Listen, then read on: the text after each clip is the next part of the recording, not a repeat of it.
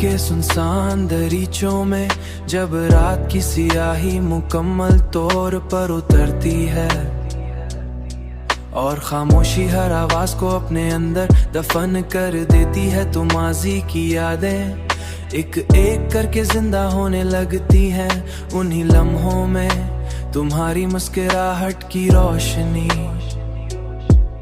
एक आखिरी उम्मीद की तरह मेरे ख्यालों में चमकती है।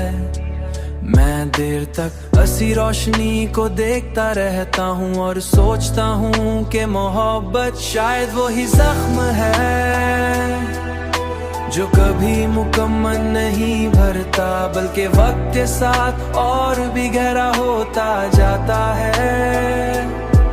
हाँ, वक्त के साथ और भी गहरा होता जाता है। तुम्हारी आवाज की मधुर गूंज आज भी मेरे दिल के सुकूत को चीर देती है और मुझे इन दिनों की तरफ ले जाती है जहां हर लम्हा तुम्हारे साथ जीने ख्वाब था, मगर अब वो सब टूटी हुई कहानी बन चुका है,